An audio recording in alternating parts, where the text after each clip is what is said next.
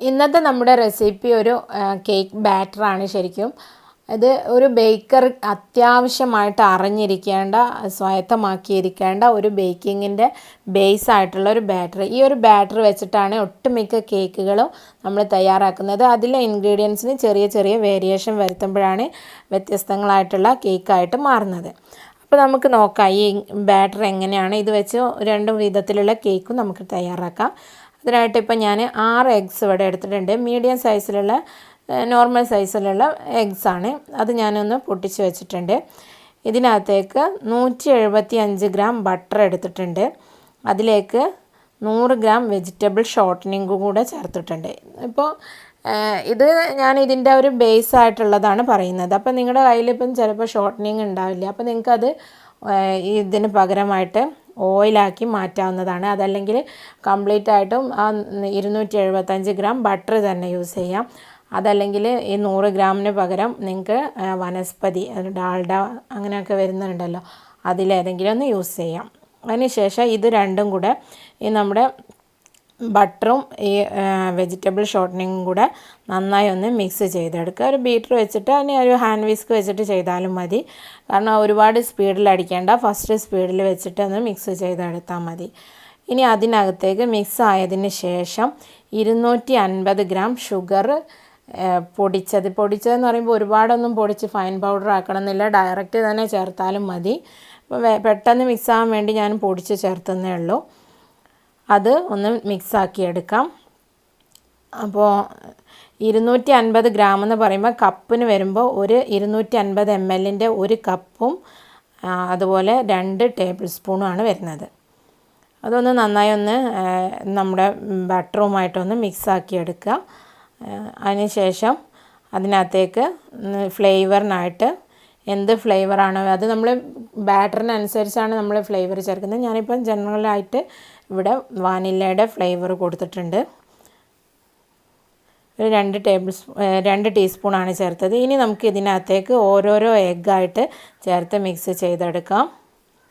അപ്പം പ്രത്യേകം ശ്രദ്ധിക്കേണ്ട ഒരു കാര്യം എന്താണെന്ന് വെച്ചാൽ നിങ്ങളെടുക്കുന്ന ബട്ടർ, വെജിറ്റബിൾ ഷോർട്ടനിങ്, അതുപോലെ എഗ്ഗ് ഇതെല്ലാം തന്നെ റൂം ടെമ്പറേച്ചറിലായിരിക്കണം ഉണ്ടാകുന്നത്.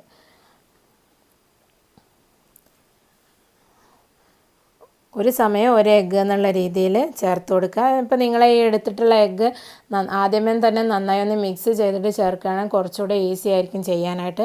നിങ്ങളിപ്പോൾ ഹാൻഡ് വിസ്കൊക്കെ വെച്ച് ചെയ്യുകയാണെങ്കിൽ അങ്ങനെ ചെയ്യുന്നതാണ് കുറച്ചുകൂടെ ബെറ്ററായിട്ട് ഉള്ളത്. ഇതൊന്നും ഈ ഒരു ബാറ്റർ റെഡിയാക്കാനായിട്ട് നമുക്ക് ഇലക്ട്രിക് ബീറ്റർ ഒരു മസ്റ്റായിട്ടുള്ള കാര്യമല്ല. ഇത് ബീറ്റർ ഉണ്ടെങ്കിൽ നമുക്ക് പെട്ടെന്ന് ചെയ്യാം, അത്രയേ ഉള്ളൂ. ഇപ്പോൾ നിങ്ങളൊരു സ്പൂണ് വെച്ചിട്ടോ ഒരു മരത്തിൻ്റെ തവി വെച്ചിട്ടോ അതല്ലെങ്കിൽ ഹാൻഡ് വിസ്ക് വെച്ചോ ബലൂൺ വിസ്ക് വെച്ചോ എങ്ങനെ വേണമെങ്കിലും നിങ്ങൾക്കിത് പ്രിപ്പയർ ചെയ്യാം. കാരണം ഇത് ഒരുപാട് സമയം നമുക്ക് ബീറ്റ് ചെയ്ത് പതപ്പിച്ച് അങ്ങനെ എടുക്കേണ്ട ആവശ്യമൊന്നുമില്ല. അപ്പോൾ നമ്മളത് ഇവിടെ മിക്സ് ചെയ്തിട്ടുണ്ട്. ഇനി നമുക്ക് ഇതിനകത്തേക്ക് ഡ്രൈ ഇൻഗ്രീഡിയൻസ് ആണ് ചേർത്ത് കൊടുക്കേണ്ടത്. ജസ്റ്റ് നിങ്ങളെടുത്തിട്ടുള്ള ചേരുവകളെല്ലാം തന്നെ റൂം ടെമ്പറേച്ചറിലുള്ളതെല്ലാം, ചെറിയ എന്തെങ്കിലും ഒരു എല്ലാത്തിൻ്റെ ടെമ്പറേച്ചറും കറക്റ്റ് അല്ല എന്നുണ്ടെങ്കിൽ ഇത് ജസ്റ്റ് ഒന്ന് കേടിലായതുപോലെ ഇരിക്കും. അപ്പോൾ അത് ഒരു പ്രശ്നമൊന്നുമല്ല, അത് നമ്മൾ മിക്സ് ചെയ്യുമ്പോൾ അതങ്ങ് റെഡി ആയിക്കോളും. ഇനി ഞാൻ 250 ഗ്രാം മൈദ എടുത്തിട്ടുണ്ട്. അതിനകത്തേക്ക് 14 ഗ്രാം ബേക്കിംഗ് പൗഡറും അതുപോലെ 2 ഗ്രാം ഉപ്പും ചേർത്തിട്ടുണ്ട്. 250 ഗ്രാം മൈദ എന്ന് പറയുമ്പോൾ 2 കപ്പ് മൈദ വരും. 2 കപ്പ് മൈദയും അതുപോലെ 1.5 ടേബിൾ സ്പൂൺ ബേക്കിംഗ് പൗഡറും 1/2 ടീസ്പൂൺ ഉപ്പുമാണ് ചേർത്തിട്ടുള്ളത്. അതൊരു 2-3 ബാച്ചായിട്ട് ഇട്ട് ഒന്ന് ഫോൾഡ് ചെയ്ത് കൊടുക്കാം. ഓവറായിട്ട് മിക്സ് ചെയ്യേണ്ട ആവശ്യമില്ല. നന്നായി ഒന്ന് ഒരു സ്പൂൺ വെച്ച് തന്നെ അങ്ങ് മിക്സ് ചെയ്താൽ മതി. അതല്ലെങ്കിൽ കൈകൊണ്ട് മിക്സ് ചെയ്താലും കുഴപ്പമൊന്നുമില്ല. കൈകൊണ്ട് മിക്സ് ചെയ്യുന്നതാണ് ഏറ്റവും ബെസ്റ്റ്. അപ്പോൾ നന്നായി തന്നെ നമുക്ക് കട്ടയൊന്നും ഇല്ലാതെ തന്നെ മിക്സ് ചെയ്തെടുക്കാനായിട്ട് പറ്റും. നമ്മുടെ ബാറ്റർ ഇവിടെ റെഡി ആയിട്ടുണ്ട്. ഈ ഒരു ബാറ്റർ വെച്ചിട്ടാണ് നമ്മൾ ഒട്ടുമിക്ക കേക്കുകളുടെയും ബേസ് എന്ന് പറയുന്ന ഒരു ബാറ്ററാണിത്. ഇതിൽ ചെറിയ ചില വേരിയേഷൻസ് വരുത്തിയിട്ടാണ് നമ്മൾ മറ്റുള്ള കേക്ക്സ് ആക്കിയിട്ട് മാറ്റുന്നത്. അതിൽ എങ്ങനെ ഇത് മാറ്റിയെടുക്കണം എന്നുള്ളത് നിങ്ങളൊരു 5 6 കേക്ക്സ് ബേക്ക് ചെയ്ത് കഴിയുമ്പോൾ നിങ്ങൾക്ക് ഇതിൽ എങ്ങനെയൊക്കെ മാറ്റങ്ങൾ വരുത്താമെന്നുള്ളത് നിങ്ങൾക്ക് തന്നെ മനസ്സിലായി വരും. സ്വയം കുറച്ച് ട്രയൽ ആൻഡ് എറേഴ്സ് ഒക്കെ ഉണ്ടെങ്കിലും കൂടി നിങ്ങൾക്ക് തന്നെ സ്വയം മനസ്സിലാക്കിയെടുക്കാൻ പറ്റും.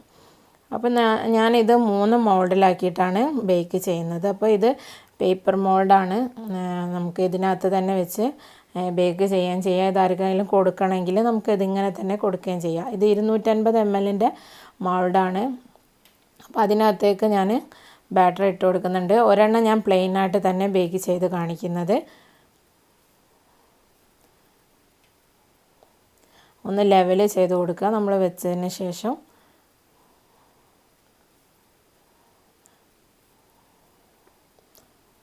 സെക്കൻഡ് വണ്ണിൽ ഞാൻ അല്പം ഡ്രൈ ഫ്രൂട്ട്സ് ചേർക്കുന്നുണ്ട്. ഡ്രൈ ഫ്രൂട്ട്സ് എന്ന് പറയുമ്പോൾ ഞാനിപ്പം കാഷ്യൂ മാത്രമാണ് എടുത്തിട്ടുള്ളത്. അതൊക്കെ നിങ്ങളുടെ താല്പര്യം. നിങ്ങൾക്ക് ഇപ്പോൾ ഇതിനകത്ത് നിങ്ങൾക്ക് റൈസിൻസ് ചേർക്കാം, അതല്ലെങ്കിൽ ബദാം ചേർക്കാം, അതൊക്കെ നിങ്ങളുടെ താല്പര്യമാണ്. ഒട്ടുമിക്ക ഡ്രൈ ഫ്രൂട്ട്സ് അങ്ങനെ ചേർത്തിട്ട് ഡ്രൈ ഫ്രൂട്ട് കേക്ക് ആക്കി മാറ്റാം. അത് ഇങ്ങനെ തന്നെ നിങ്ങളിപ്പോൾ എടുത്തിട്ടുള്ള ഈ ബട്ടർ ഷോർട്ടനിങ്ങും കൂടെ ഉള്ളത് പകരം ബട്ടർ മാത്രം ചേർത്തിട്ട് കഴിഞ്ഞാൽ അത് ബട്ടർ കേക്ക് ആയിട്ട് മാറും. അപ്പോൾ അതൊക്കെ നമ്മൾ കുറച്ച് 1 2 തവണ നമുക്ക് ബേക്ക് ചെയ്യുമ്പോൾ അതിനെക്കുറിച്ച് നമുക്ക് തന്നെ ഒരു ഏകദേശം ഒരു ഐഡിയ നമുക്ക് തന്നെ കിട്ടും. അപ്പോൾ ഞാൻ ഇത് 3ാമത്തെ മോൾഡ് എടുത്തിട്ടുള്ള സാധാരണ നമ്മുടെ നോൺ സ്റ്റിക്കിൻ്റെ മോൾഡ് തന്നെയാണ്. അതിനകത്തേക്ക് ഞാൻ കുറച്ച് ടൂട്ടി ഫ്രൂട്ടി ചേർത്ത് കൊടുക്കുന്നുണ്ട്. ടൂട്ടി ഫ്രൂട്ടിയുടെ കേക്കാക്കാൻ വേണ്ടിയിട്ടാണ്. അപ്പോൾ ഈ ടൂട്ടി ഫ്രൂട്ടി ഞാനിവിടെ വീട്ടിൽ തന്നെ ഉണ്ടാക്കിയിട്ടുണ്ടായിരുന്നതാണ്. ഇതിൻ്റെ മുൻപ് ഞാനിതിൻ്റെ റെസിപ്പി ഇട്ടിട്ടുണ്ടായിരുന്നു. വാട്ടർമെലൻ്റെ തൊണ്ട് കൊണ്ട് ഉണ്ടാക്കിയതാണ്. ഫ്രിഡ്ജിനകത്ത് സൂക്ഷിച്ചതാണ്. ഇപ്പോഴും കേടായിട്ടൊന്നുമില്ല. കുറേ നാൾ മുൻപ് ഇട്ട വീഡിയോ ആയിരുന്നു. ജസ്റ്റ് ഒന്ന് ലെവൽ ചെയ്ത് കൊടുക്കുക. അതിന് ശേഷം 180 ഡിഗ്രി പ്രീ ഹീറ്റഡ് അവനിൽ 45 മുതൽ 50 മിനിറ്റ് വരെ ബേക്ക് ചെയ്തെടുക്കാം. ഇത് ഞാനിപ്പോൾ ഇവിടെ ബേക്കായിട്ട് എടുത്തിട്ടുണ്ട്. ഇത് എത്രത്തോളം സോഫ്റ്റ് ആണെന്ന് ഞാൻ തൊട്ട് കാണിക്കുമ്പോൾ തന്നെ നിങ്ങൾക്ക് മനസ്സിലാവുന്നുണ്ടാകുമെന്ന് കരുതുന്നു. ഇത് നമുക്ക് ഓവനില്ലാതെ സ്റ്റൗ ടോപ്പിലും ഉപ്പ് അങ്ങനെ മണലൊക്കെ വെച്ചിട്ട് അങ്ങനെയും നമുക്ക് ബേക്ക് ചെയ്തെടുക്കാം. അതല്ലാതെ സോസ് പാനിലോ കുക്കറിലോ ഡയറക്റ്റായിട്ട് പ്രീ ഹീറ്റ് ചെയ്യാതെ വെച്ചിട്ട് അങ്ങനെ വേണമെങ്കിലും തയ്യാറാക്കിയെടുക്കാം. അപ്പോൾ ഇന്നത്തെ ഈ ഒരു റെസിപ്പി നിങ്ങൾക്ക് എല്ലാവർക്കും മനസ്സിലായിട്ടുണ്ടാവുമെന്ന് കരുതുന്നു. എല്ലാവർക്കും ഉപകാരമായിട്ടുണ്ടാവുമെന്ന് കരുതുന്നു. വീഡിയോ ഇഷ്ടമായെങ്കിൽ ഷെയർ ആൻഡ് ലൈക്ക് ചെയ്യാൻ മറക്കരുത്. ചാനൽ ഇതുവരെ സബ്സ്ക്രൈബ് ചെയ്തിട്ടില്ലാത്തവരാണെങ്കിൽ സബ്സ്ക്രൈബ് ചെയ്ത് സപ്പോർട്ട് ചെയ്യാനും മറക്കരുത്. ഇൻഷാ അല്ലാഹ് മറ്റൊരു വീഡിയോയുമായിട്ട് മറ്റൊരു എപ്പിസോഡിൽ വീണ്ടും കാണാം. Thank you for watching.